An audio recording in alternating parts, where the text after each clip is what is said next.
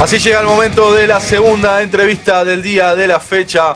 Llega el momento de hablar con los amigos de MEZZROW, de la banda que escuchamos en este mismo momento, y vamos a estar hablando sobre todo lo que tiene que ver, como siempre decimos, con esta industria de la música. Así arranca esta nueva sección del programa.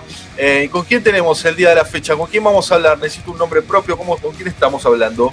Manu, estamos hablando con Connie Wellen de la banda MEZZROW de Suecia.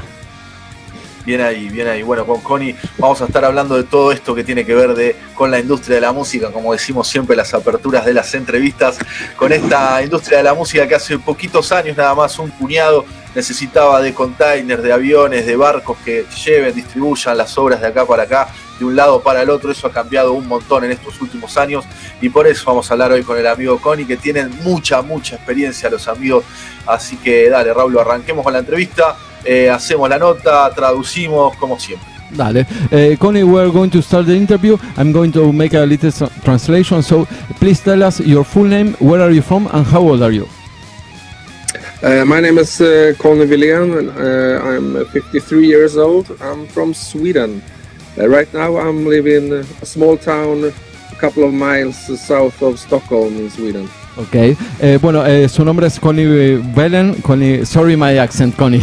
Yeah, no problem. Ok, Connie Wellen tiene 53 años y es de Suecia. Está viviendo en una ciudad muy pequeña al sur de Estocolmo. Connie, which is your first memory of you listening to music? Oh, wow, that was a tricky question, I think. I don't know. I was really small when I was starting listening to music, you know. Started like with Elvis Presley and that kind of stuff when I was really tiny kid. Nice. And how did Elvis came to your home? From the radio, the TV, how was that? Yeah, it was through the radio and some clips I think through Swedish television as well. I remember that actually Elvis Presley, he had this, black leather jackets and leather trousers, and I thought he was really cool. Bueno, le pregunté cuál fue su primer recuerdo escuchando música y dice que se ríe Connie, un gigante Connie. Su primer recuerdo es escuchando a Elvis a través de la radio, y dice que había también algunos videos en la televisión sueca, y que a él le impactó mucho porque salía con trajes de cuero negro y bueno, se impactó mucho por la imagen de Elvis cuando era chico. And Connie, which was your first instrument and which was the first song that you learned? Oh wow! I think I started to play drums actually when I was like 12 or 13 years old. At that time, I listened a lot to all the metal bands from UK. The Judas Priest, Iron Maiden, and Accept, and bands like that from Europe as well. So I started to play drums, and I don't remember actually the first song I played. Probably one of our own songs that we wrote back in the... No, I think it was like Witching Hour with Venom, or perhaps Ace of Spades with Motörhead. I don't remember. Because we played covers in the beginning. Yeah. Wow, bueno, tenemos un metalero ya de vieja escuela. Mucho cuero. Sí, cuero total. Black leather, always. Nice. Yeah. Sí, bueno, le pregunté cuál fue su primer instrumento y cuál fue la primera canción que aprendió a tocar. Y dice que él a los 12, 13 años empezó con la batería, y que en ese momento ya escuchaba música heavy metal, más que nada del Reino Unido, para hacer la diferencia, porque hay toda una cosa de la Bay Area de Estados Unidos, pero él empezó... Nombró a Judas Priest. Sí, Judas Priest, Iron Maiden y Accept. Era lo que escuchaba cuando tenía 12, 13 años, tocando la batería. Y la primera canción no se acordaba mucho. Sí. Y Motörhead también, todo, los clásicos. canción de Venom, la primera que... Exactamente, exactamente. Y le preguntamos por la primera canción, no se acordaba mucho. Dice que ellos ya tenían algunas canciones compuestas, pero que también tocaban muchos covers. Y la primera canción probablemente sea un cover de Venom a los 12, 13 años. And do you play with people from your school, from your neighborhood? How was that? Yeah, it was... the first band I joined was Wizard, a band which I played drums in, and it was with friends of mine in the same town. You know, when I was a kid, we were living in this small town, Nyköping, the same town that MEZZROW is from, actually. But this was another kind of constellation with other friends. Okay, and in school you play drums, or where do you study? Yeah, I learned drums in a place you went to after school, you know, to play pool and pingis and that kind of stuff. And then there was a guy there who had drum kits, and I used to bugger him a lot about because I wanted to play the drums, and I asked him every day, can I play the drums? And he said, no, not today. Oh, please, can I play the drums? And after a while, he taught me to play the drums, actually. Okay. And I just rather soon after I learned to play the drums, we started a band. Okay. That's how it worked back then, If you could play a little, you started a band. Of course, yes.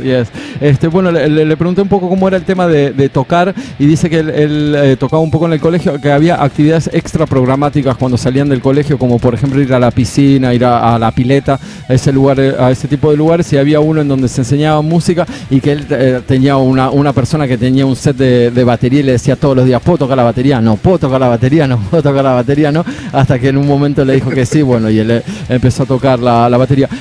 Are there any places to study music for free in your region in Sweden?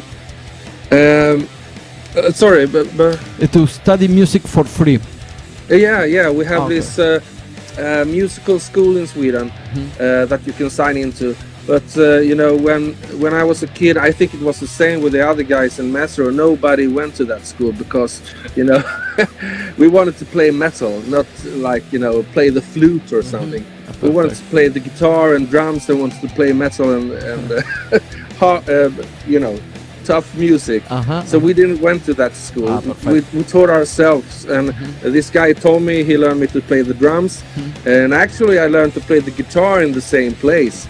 I went there in the evenings, have a cup of cocoa, and a sandwich, and then I stay there all night and practice to play, drums and guitar. So that's how I learned to play. Perfect. One thing led to another, and after a couple of years playing drums and guitar in different bands, we used to rehearse in a big, it was an old slaughterhouse, actually. Yeah. And in this slaughterhouse, there was 20, 30 bands. And one of the bands was MEZZROW. And at the time, I played in a band called Doomicus. We played doom metal. Candlemass has just released their first album, Epicus, Doomicus, Metallicus. And I had a band play doom metal. And that was rather strange back in the days to play doom. Nobody played doom metal. But the guys in MEZZROW, they heard me play, guitar in this doom metal band, and so they asked me to join MEZZROW to play the bass. So that's how it started. It was back in I think 89 or something, 88, 89 I think. Perfect. Terrible la historia, heavy metal story. Really heavy metal story. Sí. Nos contó una historia de heavy metal terrible.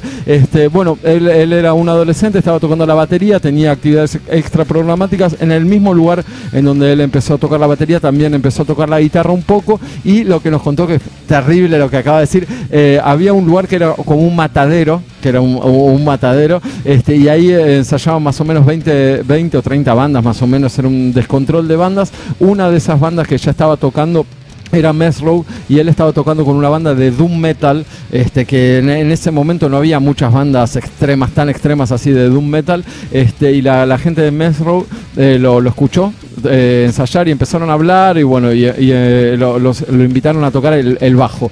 Así que bueno, así fue como empezó MEZZROW con esta formación con Connie, que es el bajista de MEZZROW, y también una cosa graciosa que nos contaba, que era esa contradicción, ¿no?, que tiene el metalero, que uno se lo imagina con todo un metalero sueco, todo rubio, grandote, fuerte. Dice que no, que él terminaba el colegio, se compraba un sándwich y una Coca-Cola o un coco, y se iba un chocolate y se iba a ensayar. Pero bueno, ensayaba heavy metal. Y bueno, así empezó MEZZROW más o menos en 1980. Estamos hablando con una banda de 1988, mano. 88, 89.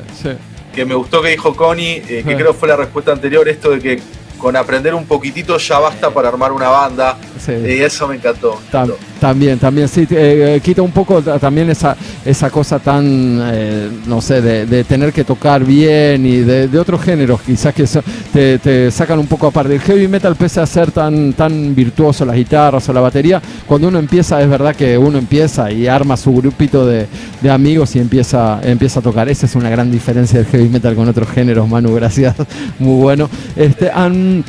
In 1988, you released a demo tape, Frozen Soul. How was the recording process of that first songs? Back in then, I played doom metal in this other band, so I didn't play on that demo. But I think all the demos were recorded in a music studio in Nyköping, this little town where we all came from. And the recording process was rather quick, I think, because everything was quick back in the day. You know, to rent a studio, it cost a lot of money, and back then, when you were a kid, you didn't have any money, so you have to be really quick in the studio. So, you know, like 2 days to record 3 songs, and then out, quick in and out. Of course. And then the demo was ready, to make tapes. You know, you have these cassette tapes back then. Manu. No, sí, ellos, ¿cómo fue la grabación? ¿Cómo eran las grabaciones en ese momento? ¿Si había un productor que les decía, o si ellos iban y tenían que saber todo, digamos? Me interesa mucho eso, porque no había ningún background ahí. Ahí empieza la entrevista. Ahora empieza todo ese tipo de preguntas, Manu, porque ellos vienen de la época en donde no había internet, se grababan cassettes, el estudio, todo. Ese es justamente lo que le voy a empezar a preguntar ahora, porque me parece interesantísimo. Ellos arrancaron sin internet, grabando en discos, grabando cassettes, y siguen sobreviviendo hasta ahora, así que me parece súper interesante todo ese recorrido. Manu wants to know, back in the days, in 88, 89, do you have any producer back, or you just go to the studio? No. We produced the demos ourselves. You know, we couldn't afford to have a producer. That was out of the question. Exactly. You know, so anyone told you how to record? Anyone told you how to microphone? There was a technician in the studio, of course, a guy called Ubbe, and he was like. Well, he probably was a kind of producer, but not really, because we really knew what we wanted. We knew how we wanted to sound, but we didn't know anything about studio recordings. So it's not like today, you know, when in MEZZROW we have like Ronny Björnström, who's a really good mixing and mastering guy. And myself have been recording and producing records for 15-20 years now. So nowadays it's a totally different thing, you know. I'm actually in the studio right now. Wow. So this is where the MEZZROW album was recorded. Wow. The vocals of the MEZZROW album, yeah. Wow. Bueno, ahí nos está mostrando Connie que está en el estudio donde graba MEZZROW, y justamente lo que le estaba preguntando Manu, si en esa época, ya en 1988, 1989 en Suecia, había ya productores, y dice que no, que directamente no había ningún productor. Lo que sí tenían muy en claro las bandas eran cómo querían sonar. Entonces llegaban a un estudio en donde generalmente hay un técnico de sonido en los estudios, le microfoneaban todo, tocaban y salía estas especies de demo tapes en cassettes, y ya se vendían los cassettes. Había un montón de diferencias, y otra cosa que dice también que eran carísimos los estudios. Entonces lo que hacían era llegar ya con una idea súper ensayada y con una idea bien clara de cómo querían hacer las canciones. Iban, grababan en 1 o 2 días 2 o 3 canciones y salía ese demo tape en cassette y ellos los vendían. Dice que muy diferente ahora, que MEZZROW, bueno, él ya tiene más de 15 años grabando y produciendo bandas, y que MEZZROW ahora, por ejemplo, nos mostraba el estudio donde está, que ya tiene otra calidad de audio las cosas, y que se manejan aparte que con técnicos de sonido, de grabación, de masterización, está como mucho más dividido el trabajo y es un poco más profesional y otro tipo de sonido directamente.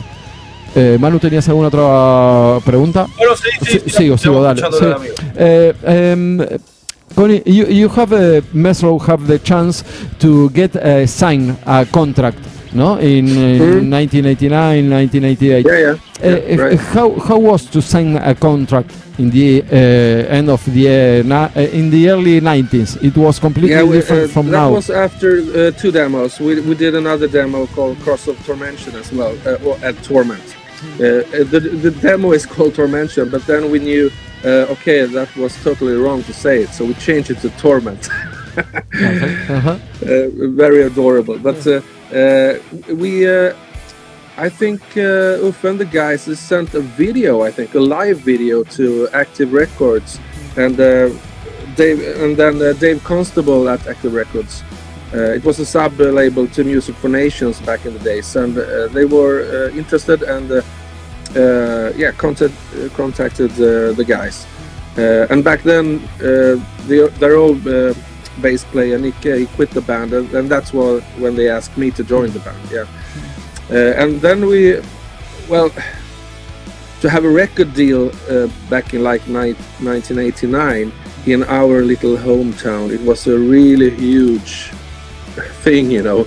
Everybody was like, "Oh, Master got a record deal!" Oh, it was huge for us, you know. But explain that you have to phone the company, or you have to send letters. It's not social media, no email, nothing of that. No. How was that process? A very common way to contact and to speak to people was, you know, write a letter. To send a cassette and a letter with the mail, you know. So then you had to wait for like 2-3 weeks before you got an answer. Incredible. But Dave Constable, he lived in Stockholm because he was together with a woman called Lena. We still know her today, actually, and so they lived in Stockholm, and we went to see Dave and Lena, and you know, had a lot of meetings and stuff, and then it was it was a deal. No, really interesting. Lo que le decía a Manu, que acordate que a la gente que nos está escuchando y a todo el mundo, que se escribían cartas, se mandaban cassettes en una caja, y lo que decía Connie, que quizás se tardaba 2-3 semanas para ver si te respondían algo. Y era un proceso completamente diferente a la hora. Había llamadas telefónicas, y bueno, lo que nos dice Connie, que justamente ellos firmaron contrato con Active Records, que era una subsidiaria de Music for Nations, que ya eran sellos bastante grandes en fines de los 80, principios de los 90, y que para una banda de una ciudad pequeña, o sea, estaban al sur de Estocolmo, fue como una cosa, MEZZROW, dice, firmaron contrato, dice que fue algo muy impactante en su ciudad, y dice que tuvieron la suerte también que la gente de Active Records estaba en Estocolmo, así que ellos tuvieron que viajar para tener reuniones con ellos. And do you feel any differences in the treatment of a contract now and then? It's like I think that now is more impersonal, no? It's like, hey, give me your band, okay, sign it, and was more personal, no? I know it's really hard to say. Perhaps back in the days they didn't sign that many bands that they do today, because it's easier to release a band today if you're not going to make physical CDs or LPs. You can just release the album on Spotify or something. So if you just have the record, then it's easier to release an album today. You don't even need a record label.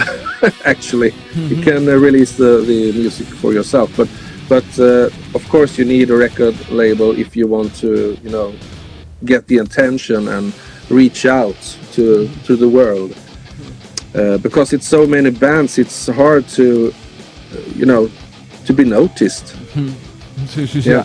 I can understand. Bueno, le pregunté si el trato era como más personal antes, estamos hablando del principio de los 90, y dice que de alguna manera es difícil, porque no todos los contratos son iguales, pero que sí antes no se firmaba tantas bandas como se firman ahora. Esa es una gran diferencia. Dice que ahora prácticamente ni necesitas tener una compañía atrás porque lo puedes hacer a través de otros medios, pero como no había tantas bandas antes, o sea, uno firmaba el contrato y era como que te daban mayor exposición, que eso es algo que sí es una diferencia. Ahora es más fácil tener una banda, llegar a grabar, pero de acuerdo al nivel de exposición que uno quiera tener, si uno tiene atrás un sello discográfico, te van a prestar más atención. Ahí está, eso es algo que quería saber, Manu, por eso todas estas preguntas. Bueno. El nivel de level of exposition is bigger when you have a record label in your back. That is the difference. Ahí está.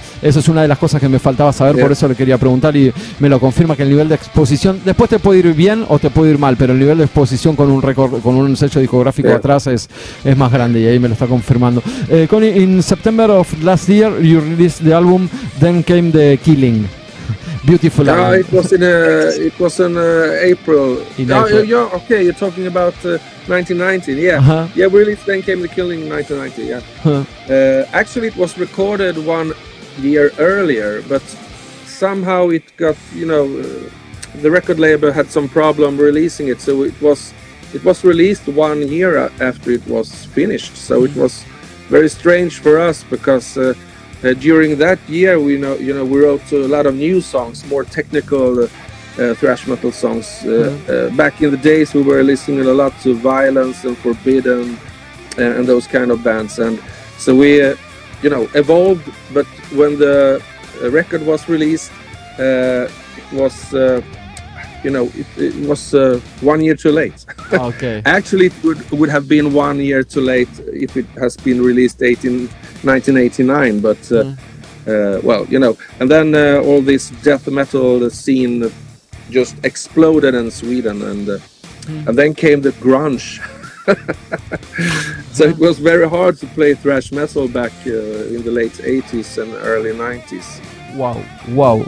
Bueno, ahí nos estaba comentando sobre todo el cambio que hay de decisiones y cómo una banda va avanzando, sigue progresando, y hay veces que por tener un contrato discográfico se retrasa la salida de los discos, y la banda ya está siguiendo otro camino, y bueno, y lo que dice que en el principio de los 90 y finales de los 80 explotó muy fuerte toda la escena de death metal y de metal en Suecia, y que después vino el grunge.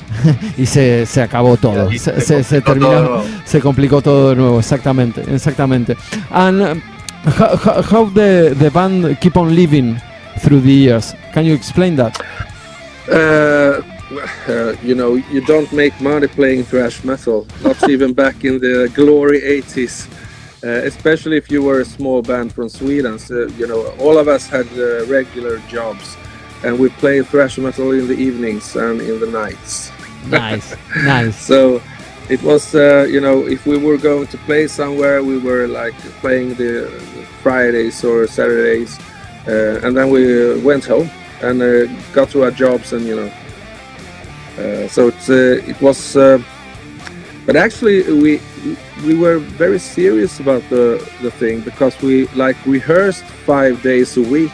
We were always like in the rehearsal and played every day. Nice. So, nice. Because you love music. Yeah. Hablábamos hoy en la apertura. Sí, sí, You know, justamente eso. I was raised on like hard rock and metal, and every guy in the band it's the same. You know, I still listen to almost only hard rock and metal and thrash, and you know, today it's a broad different styles, but you never get tired of it because you have so many good bands. Still today. Exactly. I'm a big heavy metal fan, so I love MEZZROW. Sí, and I can understand what you are talking about.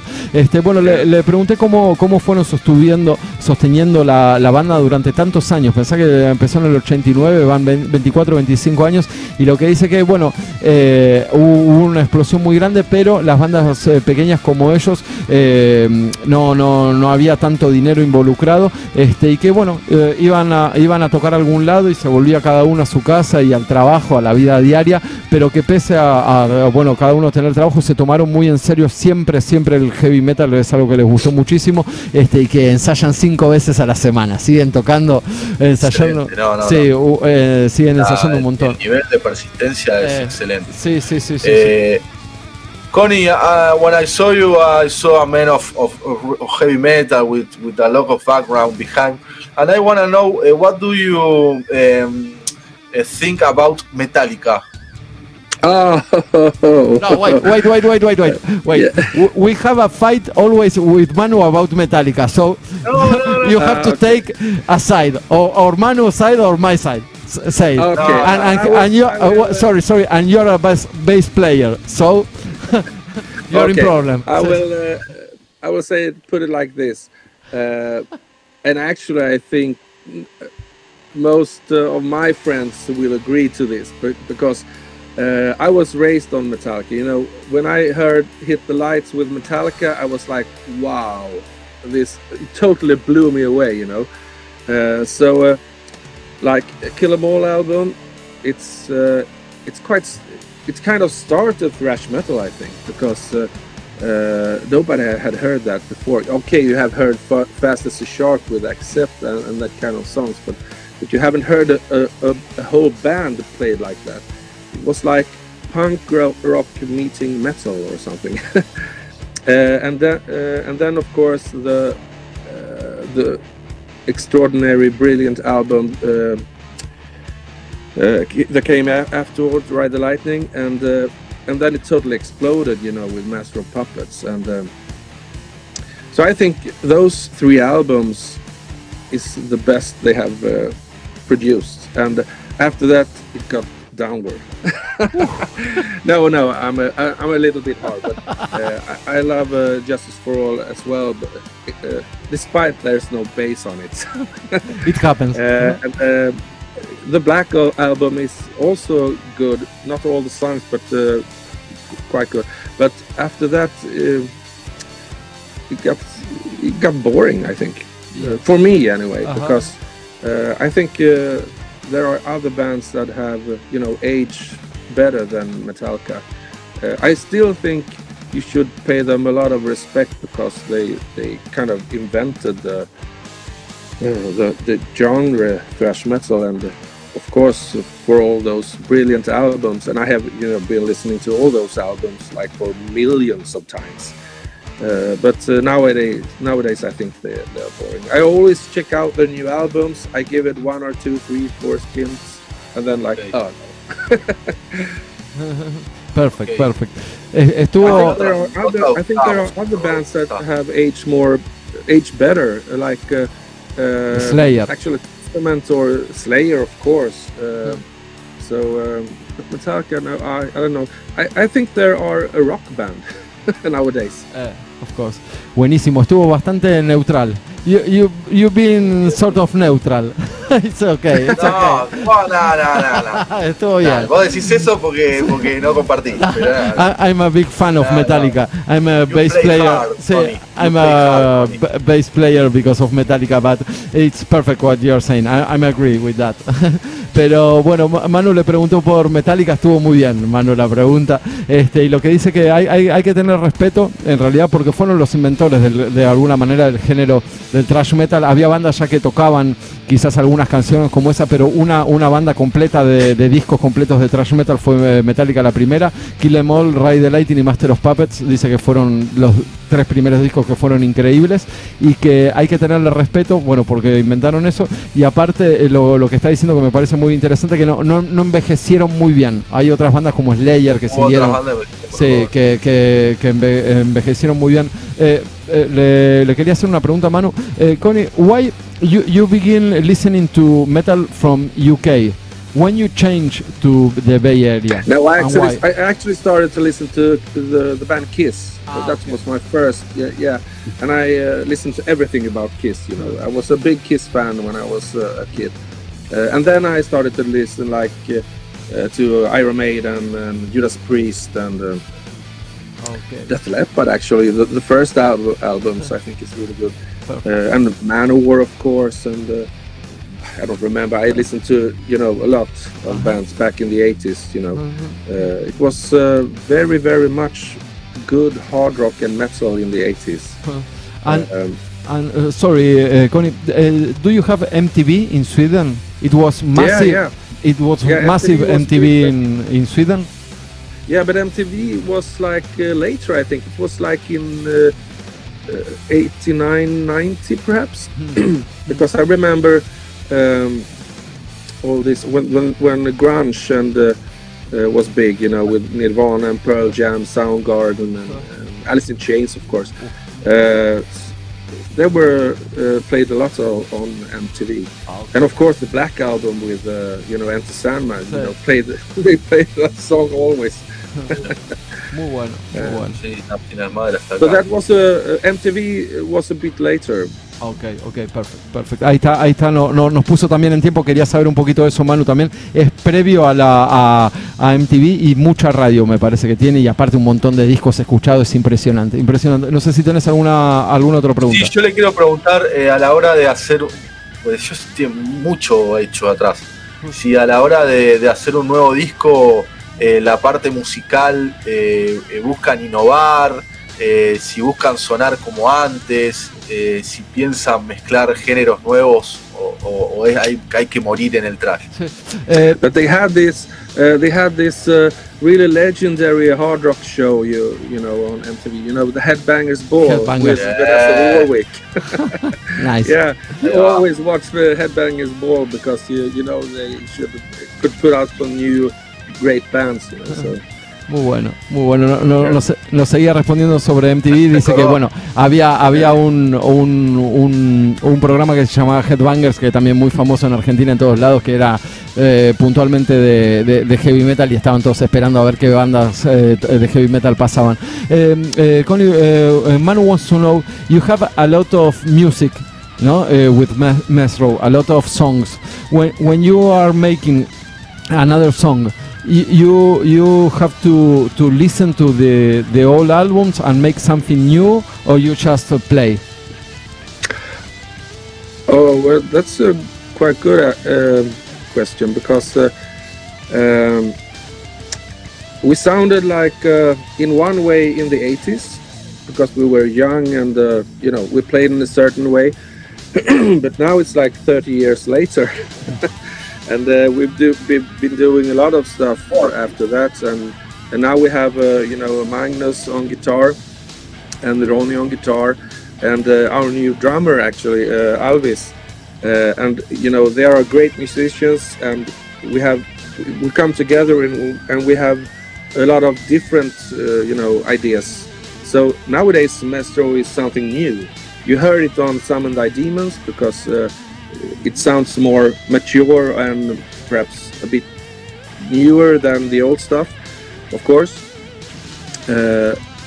But we don't really know where to go now. We do the things we like, but we of course wanted to be thrash metal because we love thrash metal. So we'll see how the next album will sound like. We don't know. I can tell you I have written like 2 new songs. But we haven't put on any vocals on it yet, so we don't know how it's going to be. But it sounds really cool. Nice.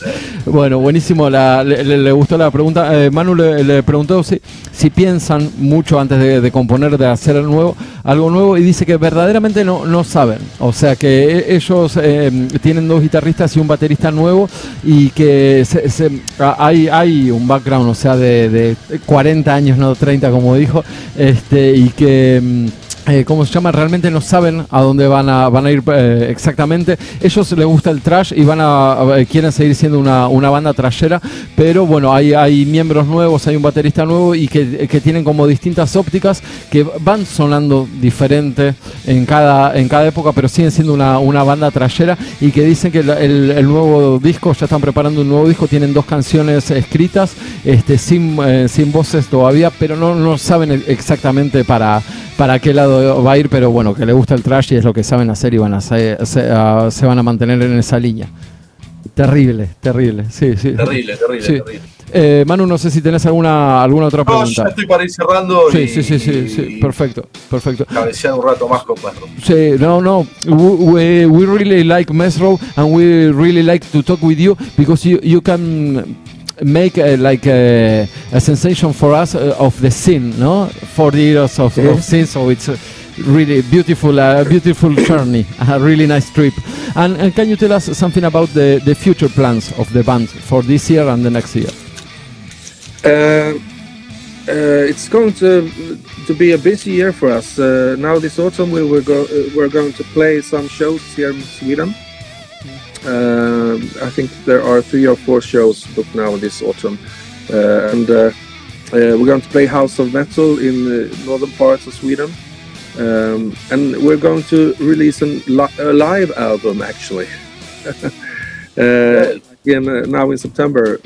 It will be a limited edition with only 300 copies, I think, and it was recorded in Königshof in Germany, when we played at Keep It True Festival.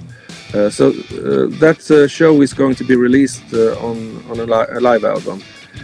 And then we're going to release another thing, a cool thing in the spring, but I won't tell you now, because you have to wait and see.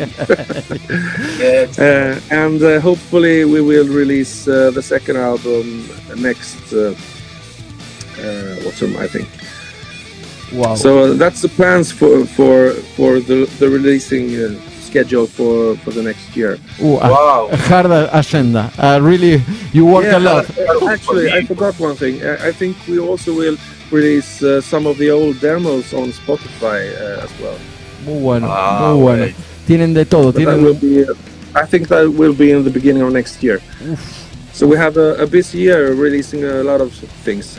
Wow. Tienen, Manu, tengo una pregunta más. Sí, no paran de trabajar, para que quería hacer una pequeña traducción de esto. Bueno, le preguntamos por los futuros planes de la banda. Dice que, bueno, en otoño de Suecia tienen unas fechas para tocar. Van a hacer el House of Metal también ahí en Suecia, y van a sacar un disco en vivo. Que grabaron en Alemania. Sí, con 3 canciones que grabaron en Alemania en el festival Keep It True de Alemania. También dice que van a sacar un par de demos, lo van a sacar a través de Spotify, que no lo tienen sacado, y que ya para el año que viene ya están preparando el disco, así que tienen una agenda, van a tocar, van a sacar cosas nuevas en Spotify, van a sacar un disco en vivo con 300 unidades más o menos que grabaron en Alemania, y van a sacar una edición limitada, y van a sacar un disco el año que viene. No paran. Sí. Wow. Sí. And the South American tour, well. No, we're playing in Sweden this autumn, and so we're going to play in Stockholm like in October, and Umeå and Sundsvall. It's northern towns in northern parts of Sweden. Wow! Yeah. Wow! I love to see you here in Argentina, my friend. That would be great to come there, of course. I saw the truck fighter for your country. Yeah. Well, we actually have a booking company now, and Martin, who's working on the booking agency, he's trying to put us out on the festival next year. So I hope we will do some really cool festival gigs next year. Wow. We'll see. Okay. Mirá cómo le sacamos la data, Mirá cómo le sacamos la data. Thanks for the information. Muy bueno. Ahí estaba la información. Están trabajando con una agencia de booking y probablemente toquen en festivales. La verdad que you deserve. You work a lot, so you deserve playing in big places. And here you have two fans from Argentina. Okay. No, Connie, Cool. Thanks for your time. We really enjoyed to talk with you. And we are going to play one song just to finish the interview. We are going to play What's Dead May Never Die. Can you tell us something about that cool. song? Well, that's a very very melodic song, to come from MEZZROW, because we were surprised ourselves we could do that kind of thing. But it's a really brutal song anyway, because it was new for us when we released did that song. So I really like it. It's a nice. Okay. Sorry. I choose the song. Okay. Yeah, you have seen the video, I suppose. Yes. For the song. Yeah. It was recorded in Finland, actually. We went to a big green screen studio and recorded that song because we wanted to be like a little bit Game of Thrones feeling about the video. So that's why it's this bluish, cold atmosphere in the video. Buenísimo, lo que nos acaba de decir. Bueno, miren el video de la canción. Está muy bueno y lo grabaron en Finlandia. Y dice que es una canción medio melódica para ser de ellos, así que vamos a ver cómo suena. Connie, thank you very much. We keep in touch, okay? Yeah. Thank you. Nice you guys want to have me, and stay tuned to metal. Okay, of course, always. Bye bye. Thank you. Okay. Dale play, Raúl, dale play.